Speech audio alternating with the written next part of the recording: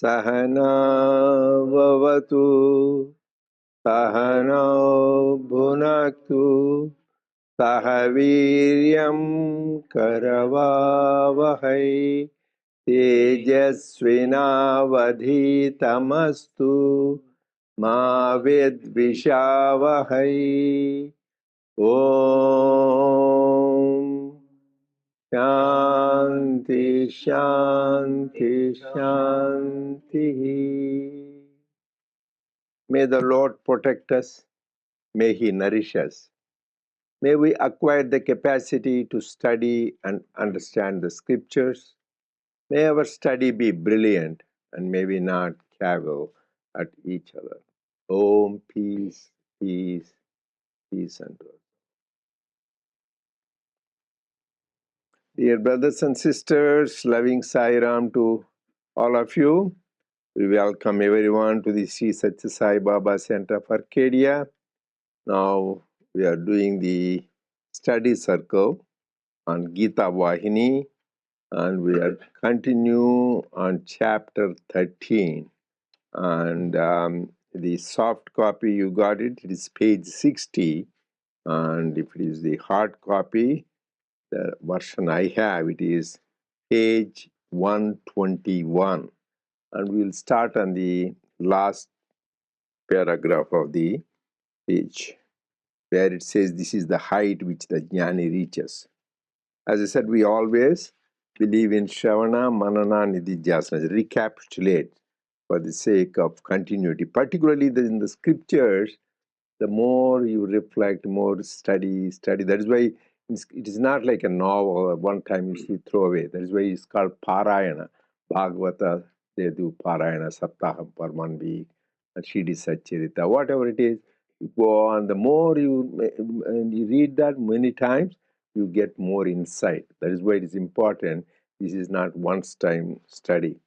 So this is, I said, Swami is expanding, commenting on chapter 7, which is Vijnana Yogam.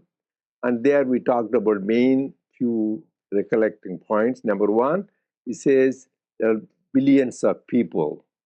Of them, very few are interested in spirituality. Of them, only handful reach the goal. Why? Because of Maya. What is Maya? Ignorance. Because of that, you don't know the truth. Then how to go over the Maya? He said, Mamevaye prapadyanti, surrender to me. So in that connection, so who are the people who surrender? He talked about the four classes of devotees. One, who call on God only when the time of pain, suffering, and distress, which 90% of the people do. There is nothing wrong in that. Then Arthati, who want betterment in their life. They want better family, better job, more wealth, better health, or power, name, fame. They are so Arthatis. They are another group. And third one is Jijnasus, who want to know the purpose of life. Why are we here? They don't take everything granted, that eating, drinking. That is not the purpose. There is something higher, because there is that previous life's good tendencies. So they are Jijnasus, but still they didn't reach the goal. The fourth one is Jnani. So that is what Swami we are discussing last couple of weeks. Jnani is the one who knows the goal and who realize the goal and who reach the goal. So that is why Lord Krishna says, last week we said, Jnani tvo atmaiva ve matam. So I am Jnani. There is no difference between Jnani and God. So whenever you see a Jnani, you should respect them, adore them, and worship them just like you do God, because they are one with God. There is no difference. Because he's emphasizing that. Because to become a Jnani, it is not easy. He says, even here we are all here. For anybody in spiritual path, they say clearly you need the grace of God. Even though you may, whatever effort you put, to be able to participate, you need the grace of God. So because of the grace of God, particularly Bhagavad Gita, Lord Krishna says later on in 18th chapter, be able to talk about these things, share with people, so you have blessings of lifetime. That is why he says, why you reach this? Bahunam janmanamante. After many, many lifetimes, jnanavan mam prapadyat. Many lifetimes you come to that stage. So he says you didn't reach this overnight. So just be grateful that we have in this life, we have the opportunity to do that. If we don't do that, we may revert back to lower lives. So different lives, we may become, as the last time we talked about, it may become a goat, a lamb, or you can become a snake, or a frog, anything. So at least try to be good. So then at least next time you'll be born as a good human being. If not, you will be worse. I was there in India. I visited one of my friends, my cousins. He was very rude to the servants in the house in India. They do that. And they don't be that, because you don't know next life you will be born and servant, you have to pay that karma. So you are lucky, you have good karma, you are like this, privileged. But if you do that, well, there is a law of karma. Nobody can escape. So we should, anyway, Swami says, treat people with love and respect. So just they are doing their role. So here it says, Bahunam Janmanamante. After many, many lifetimes, you have come to that stage. And there we talk about the story of Kaparde, wife in Shirdi Sacharita.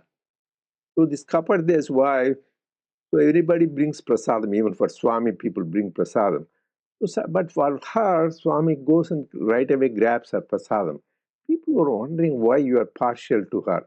And Baba says, you don't know her previous life. First, she was a cow. She was a good cow. And after that, because she was good, she was promoted. She was born in a family of a gardener. So just the next Shudras thing. So then she was good. So then she was born in a family of a Kshatriya and married a Vaishya. So next promotion. Then now this life she is born as a Brahmin with intense spiritual interest. That is why, that means she had to go through so many, he told all lifetime, starting from a cow, you can the other way go down too. You can go go down to the from the human being to cow. So just be promoted. That is why I'm paying attention. So we have to remember Bahunam Janmanamante. Try to keep our spiritual bank balance. So you finish it, then you will go back. So always this continuous spiritual practice. And then second part, he says, is that is what we started last week. Vaasudevah Sarvamiti Sam Mahatma Sudurlabha. After many lifetimes, you surrender. But you have to realize that Vasudeva Sarvamiti, everything is pervaded by God. Vasudeva, who is Vasudeva? Lord Krishna, that is the usual meaning. But real Vasudeva is, the meaning is Vasati Divyate iti Vasudeva. The light, divine spark which is in each being, that is Vasudeva. So same thing, Vishnu, when we call Vishnu, we think this four hands one. Vishnu means all-pervading reality. So these are all the various meanings. Narayana, same thing. The one who is basis for all beings, the one basis of all tattvas. So you need to know the inner meaning. So he says, the one who realizes the same divine spark in all beings, the Vasudeva, Sarvamiti, not just only in the temple, churches, in the bhajan hall, Sarvamiti, everywhere, wherever he walks, he sees the trees, he sees the mountains, he sees the lakes, he sees everything, it reminds him of his Lord. So everything he should see. So, but yes, that is the goal. But what does he say? Some Mahatma Sudurlabha, that kind of Mahatma, great soul, such a great soul. Durlabha means very hard to find. Sudurlabha, very difficult to find. So there are great devotees worship in the puja room, in the temple, so that is good. But to see that whole universe is the temple of God, everything is temple, that is the thing, Mahatma Sudurlabha. That is what. And another important point last time, Swami, we talked about Bhumaiva sukham na sukham vastu. In the Chandogya Upanishad says the highest happiness is only when you get infinity. Till then we are not happy. As I said, you're a millionaire, you become billionaire, trillionaire, and you have one award, you want another award. It's never ending thing. But this one, having yam labdhva cha aparam labham, that's why Sloka in chapter 6, Sloka 22, says having attained which there is nothing more to attain. That is why here Swami says the jnani enables you to have knowledge of everything and enables you to dispense with the knowledge of all. So that is why these great masters like Swami, a geologist goes, he talks about geology. You go to architecture, architects, he talks. Physicians, he talks about medicine. Surgeons, he talked about surgery. So Vedic scholars, he talks about Vedas. So he has knowing, because he is a repository of all knowledge. These great saints like that become, even Sri Ramakrishna, he never went to even high school. But even great Vedic scholars used to, my God, where is the knowledge? Because when you reach that highest knowledge, so is everything else. That is the main point we have to share. So that is the greatness of a jnani. So is two things. He is the nearest to God and dearest to God, because he is beyond Maya and beyond the three gunas. So these are the characteristics of the things we talked about. But for that, don't think easy to become a jnana. You need to sacrifice these little pleasures of life, because we are all.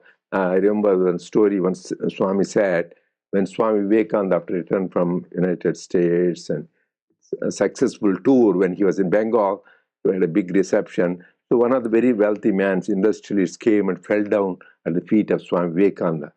Master, you have renounced. Great. So what a thing you.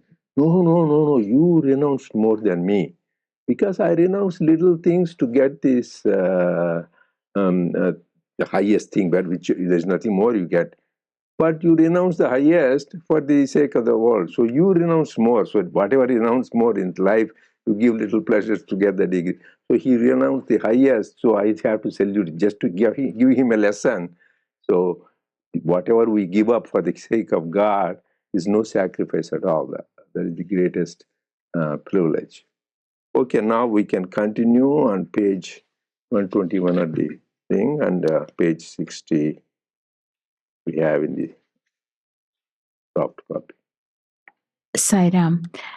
Also, one more for recollection, that Swami analogy is a straight flight versus with the stops, and for a Artha Bhakti towards the Gnani. Also talked I hope you remember, the straight Jnani is non-stop flight. Non-stop flight. So this, the Artha, Arthi, they are not one stop or many stops.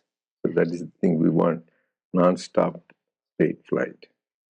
Sairam, this is the height which the Gnani reaches. On the other hand, no one can claim to be a Gnani who has simply learned a few slokas by heart or skipped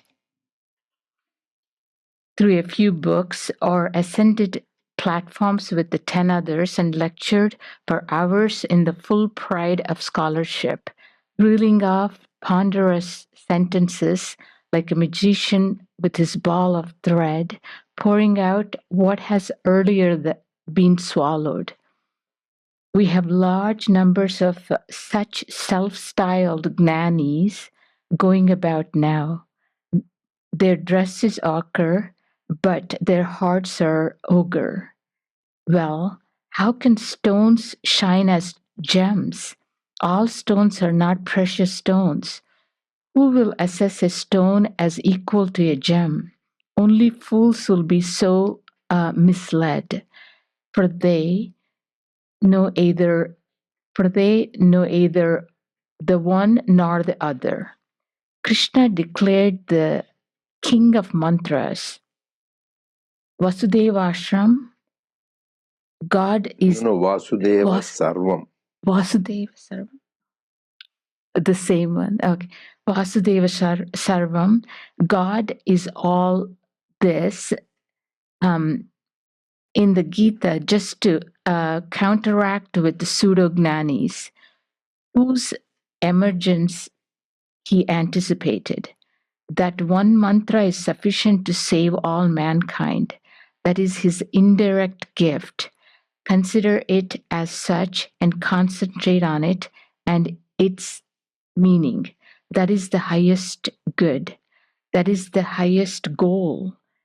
Without the inner, ever present experience of these words, there are many who have named themselves Mahatma, Jagadguru, Bhagavan, Paramahamsa, Gnani, Tyagi, Ananda, etc., who, alas, though counterfeit, receive currency among people as genuine.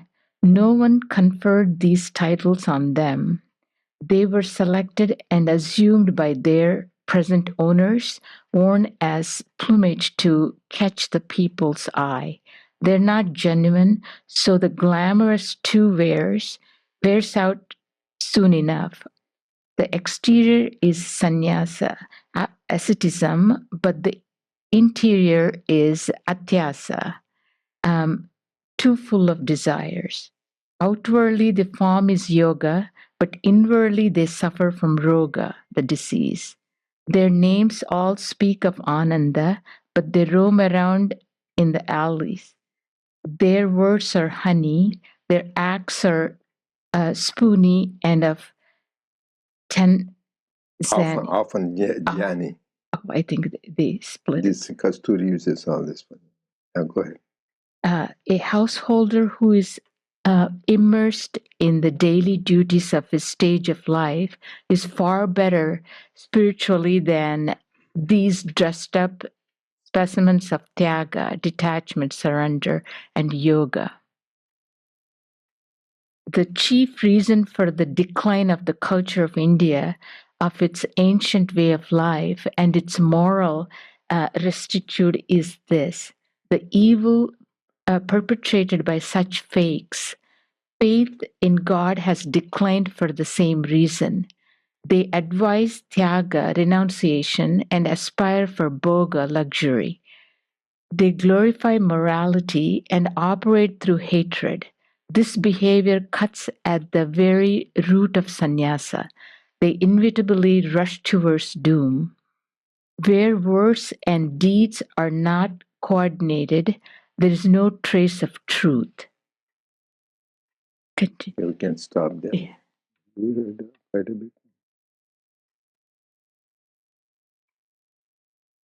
I think the more description of gnani, I think even if we don't remember any other messages, one message is God resides in all, dwells in all.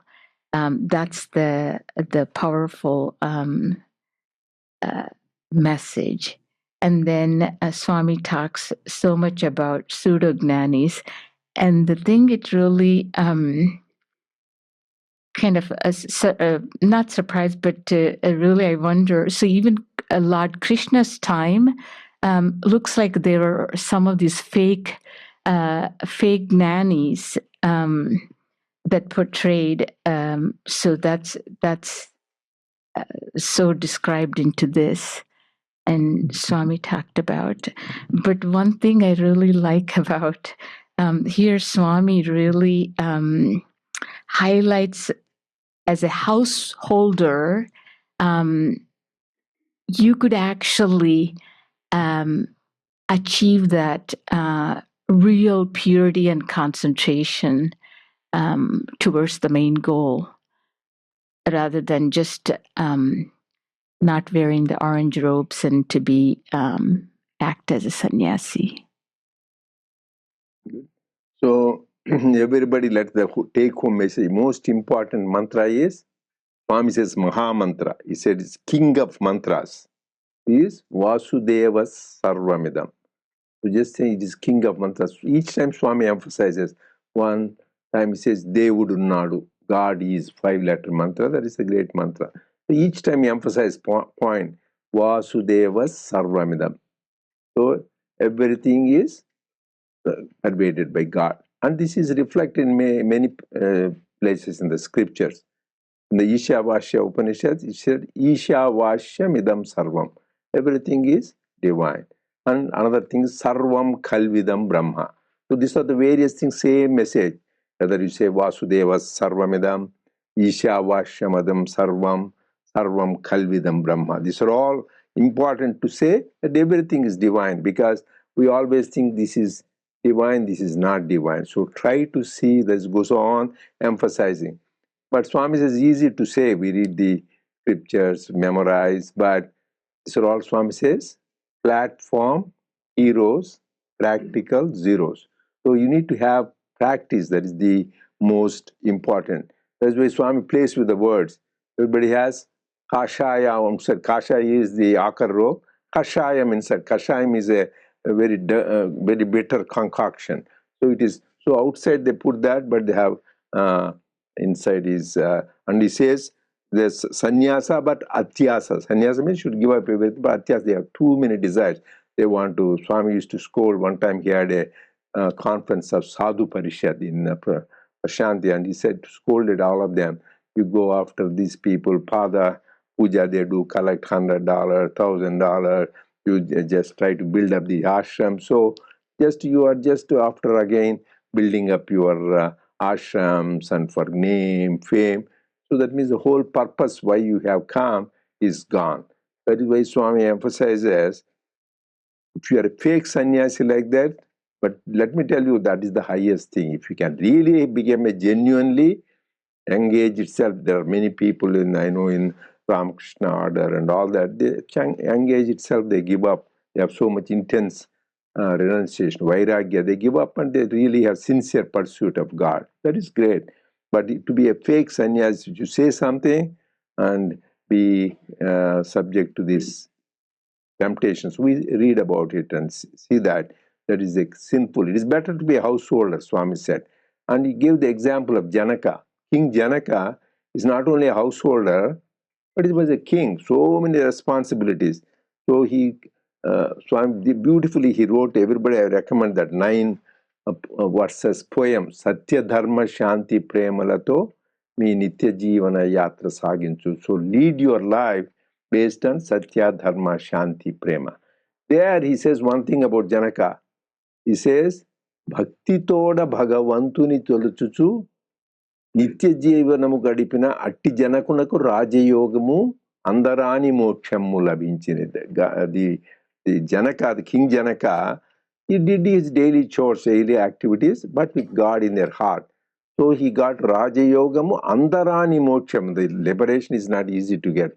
So he got it just simply practicing that. So he says that is the thing. So you need to be a householder. Sri Ramakrishna Paramasa says it is being a householder is like fighting being within a fort, because this you are provided your whatever needs you have, food and comfort and all that. Still you are able to think about God.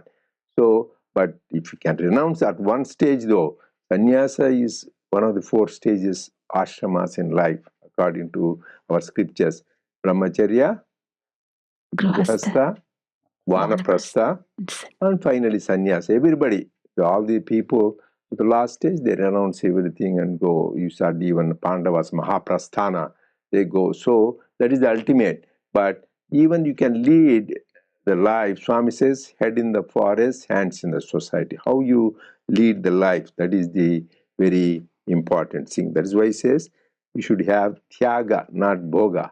When you have bhoga, you will have roga, Swami said. So everything, the plays the words. So that is very important how you lead the life. That is what is important. Anybody has any comments? One thing. Please go ahead. Sorry. Yeah, anybody else? This is a mutual discussion dialogue. Yeah. Sairam. So I think in this one take home message for me is that where the words and deeds coordinate, that's when the if actually here it says where the words and deeds are not coordinated, there is no trace of truth. So that's a fundamental practice that need to Yeah, that is why it's called, Swami says, most important for all of us, spiritual seekers, simple. Trikarana Shuddhi. Shuddhi means purity. Three karana means three instruments. What are the three instruments? One is mind, which is thoughts. Another is speech, second thing. And third is deed. So what you think, you say, and what you say, you do. So simple things is, Swami said, hey, you should know the whole Rudram. If you know it is good meaning, or you need the Chandogya Upanishad and all that. He says, always daily practice what you think, say, and what you say, you do. But this is not the bad things. You can think bad things and do, say bad things and do. Trikana Shuddhi, that is why Shuddhi means purity. Purity in thoughts, habit. Somebody say, oh, my thoughts were bad, I want to hurt them, so talk bad words. No. What think good thing and execute in good speech and good deeds. That is what the definition Swami says. Who is a Mahatma? Not the one. Manasekam, Vachasekam, Karmanyekam Mahatmana. What all the three, their harmony is there. Manasanyat, Vachasanyat, Karmanyatnyat, Duratmanaha. So who is a bad man? A simple definition. You think something, say something, and you see we can come across, at least we should not be like that. So unless you want to be called evil in God's eyes, so at least if sometimes you may not want to say what you think, but then keep quiet, practice silence. That is the best thing. So you need to do that. That harmony of thought, word, and deed, one of the important spiritual practice. Yeah. Sairam, last week, I think, Aravind asked a question about institutions, our institution, Sathya institution, and he also talked about other institution, how we are doing good, and we are talking about all that things.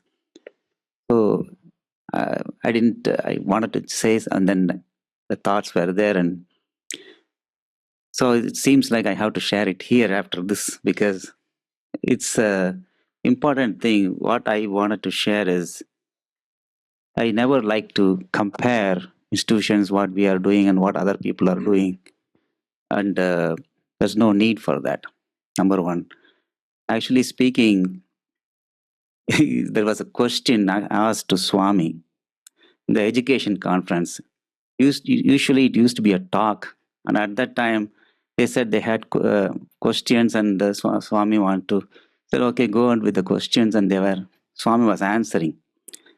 And in that first questions later, they asked Swami, this is our institutions, Sathya Sai institutions, and how we work with other institutions, and partnership schools. These are there.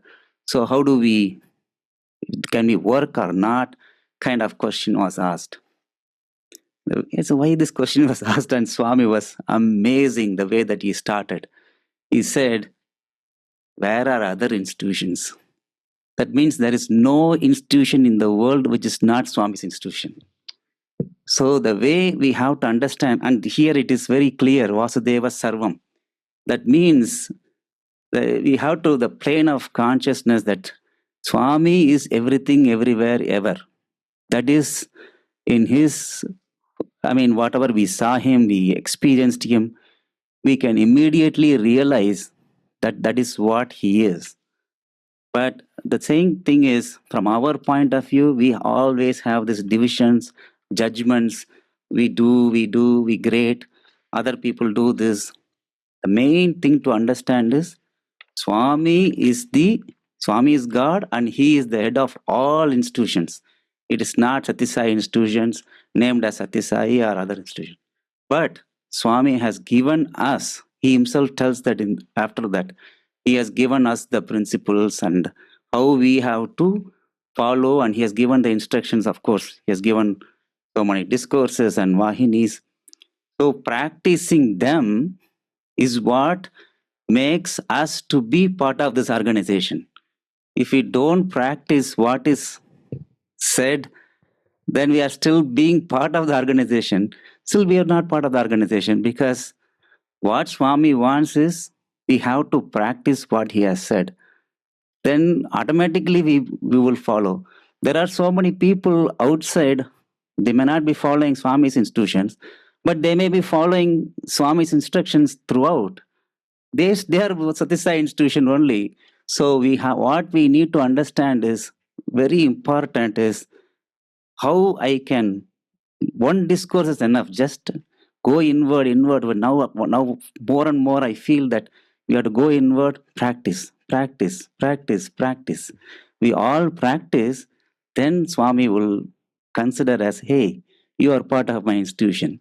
Otherwise, we are not. That is what I wanted to share. Good point. But one thing you have to bear, there are some institutions which bear the name of Sai. So they have to bear that Sai school, that Sai institution, that Sai organizations. So they are more important for them follow to show that this is reflects the teaching. But that is in duality where we think Swami. But ultimately, to confine Swami to this name and form, you need to go beyond. As you said, then everything is Swami's institution. One time I was in Thai Vrindavan, so one of the senior devotees introduced, oh, this boy is such size student. Swami right away said, Swami, he said, who is such size student? How is he a student? This boy really graduated honors and then MA. Swami says, oh, everybody, whoever practices my teachings is a student. Somebody who may go to the university, do all rotten things, he is not my student. He clearly told that, he recorded, a person who practices my teachings is a student. Wherever you are, maybe Germany or in St. Petersburg or Buenos Aires. So important is practicing the teaching Swami. Because the whole university ultimately is university of life. This whole university is Swami's university. And we are all students. But in the another, everything in spirituality is hierarchy. In the regular sense, yeah, I went to such size school. Yes, that is true, university. But ultimately, in the highest sense, the whole universe is university, and we are all students. But the thing is, because of our body consciousness, we can't find God to a form. That's why here is important shloka. Next one, Swami, this Lord Krishna says, first he says, after many lifetimes, this is an important shloka.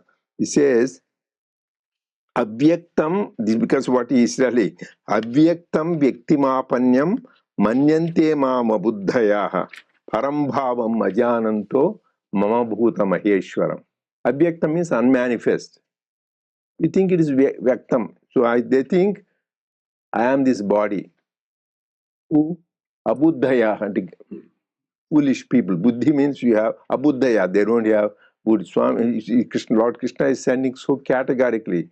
If you think God who is unmanifest, who is beyond name, form, attribute, cause and time, don't confine him to a name and form. First see him in this name and form, yes.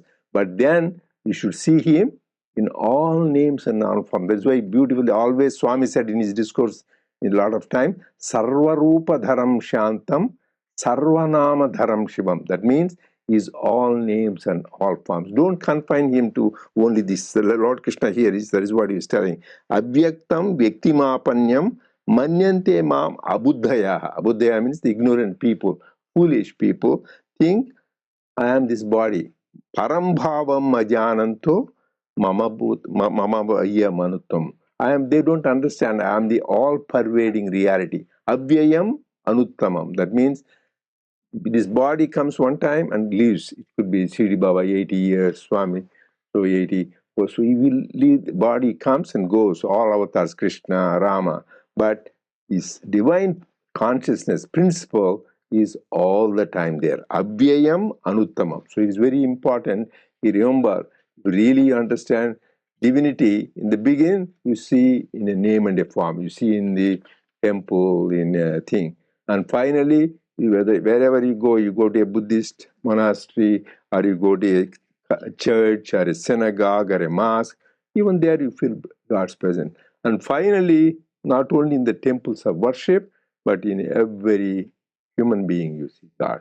And then you see in all creation, animals, plants, nature, and all that. That's why it needs to expansion, so that then that stage comes. Vaasudevah Sarvamiti Samaha. That is the highest stage, but it doesn't come overnight. We need to get rid of our input. That is what all these spiritual practices is. So this is very important message. Anybody has any comments? Okay, so you can continue there. Just another 5 minutes is there? 10 minutes, yeah. Oh, here in this connection, another next sloka there's Vedaham samatitani vartamani cha Arjuna bhavishyani cha bhutani mamtu vedana kashina. Another thing Lord Krishna is telling. I know your past, I know your present, I know your future, but nobody can know about me. He says, no, that's why in the Swami says, whoever it is, the whole humanity combined, any number of years of austerity, we can never understand me. Just enjoy and experience my love. But I know every one of you. That's why he says, for each one, depending upon our past, present, and future, he guides us different way in spiritual life. That is the connected to that. So he is the, if it is limited to that life itself, Swami, so he won't know what happened. So actually there is one devotee, I don't know how many of you, Raman Rao, he used to be All India Service Coordinator.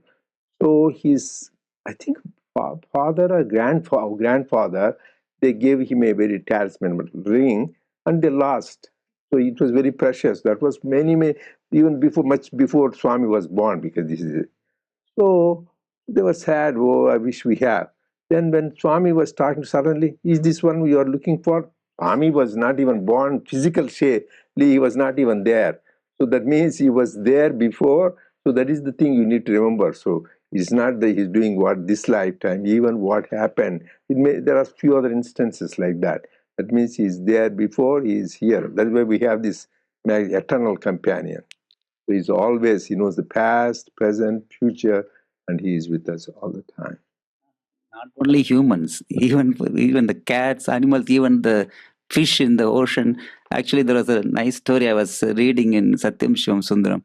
It was a minky or some cat that basically some group from Assam would have come. Swami gives interview and then he tells that person, this is for the cat. Actually, there is a story behind the cat. There is a the